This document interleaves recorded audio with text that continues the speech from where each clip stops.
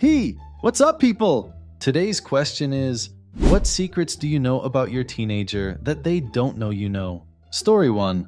I'm not a parent yet, but I'd like to share an awkward story from my own teenage years.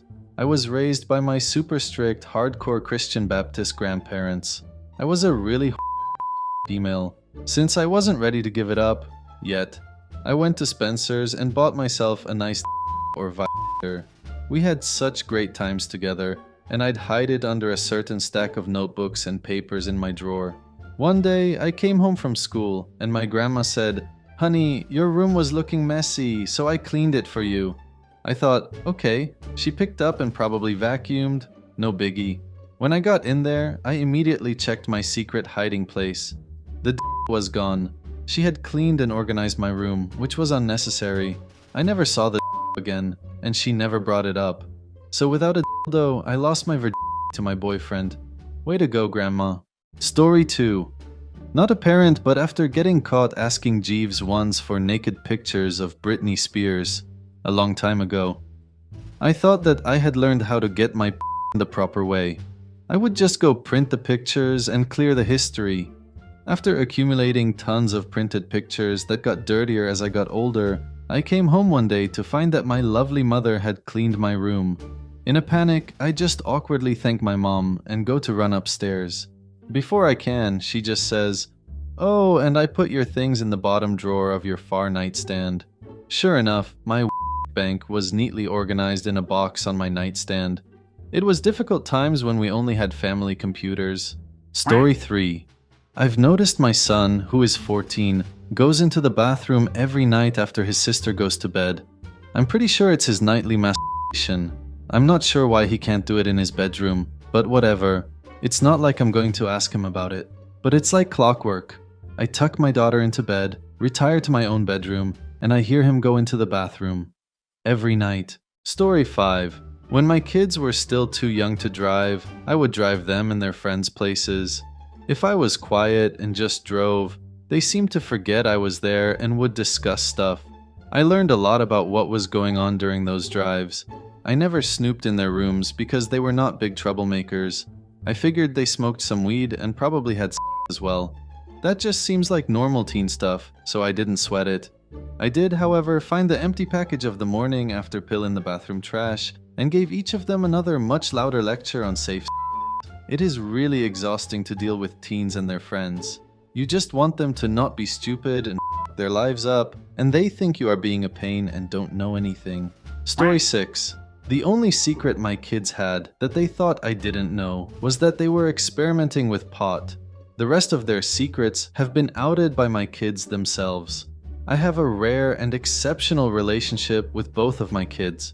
For example, I knew when my daughter was going to have sex for the first time. She told me about it because she wanted to be safe. I knew when she was experimenting with girls. She, and the girls, talked to me about it and asked me if it made them gay. I said no. I found out when my son lost his virginity the night it happened. He told me and asked me for money to buy more condoms. My kids never had to drink behind my back. They did so at home and with supervision, which is legal in my state, BTW. Now, they don't care for drinking and are always the sober ones at parties, except for when they decide to drink, and then they spend the night. Story 7. My daughter is now aware that I know, but for a while she tried to hide that she was gay. I had an inkling that she leaned in that direction, as she was never really interested in boys or dating, but that could just have been shyness as well. There had been a few times where she seemed very intent on another girl, and would talk about how pretty she was. I tried to drop hints that I knew, and that I didn't care. I even had a talk with her about dating, and told her that I didn't care about gender, only that she be with a person that she enjoyed being with. Story 8. So, I got a free subscription to Playboy from one of the thousands of internet offers. When one showed up, I acted extremely innocent as to how they started arriving. I made up a name to put on the magazine's mailing address label. I opened them and left them in a pile up high where no one can reach in my home office.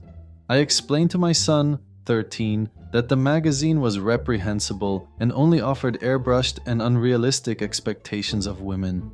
It was only okay for fantasy, but no one should ever expect their girlfriends or wives to be this perfect.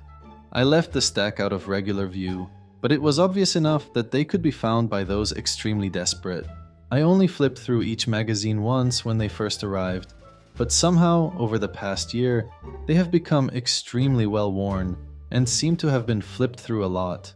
If nothing else, the security blocks on the internet are still in place, and he isn't exposed to some of that crazy shit out there that desensitizes young men to actual contact with a woman.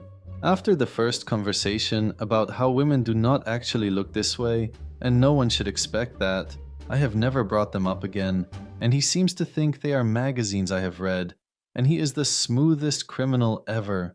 Story 9. I'm an older brother, looking after my younger brother most of the time since my parents work late into the night. One day, while vacuuming the rooms, I decided to move his nightstand to the side to vacuum under it.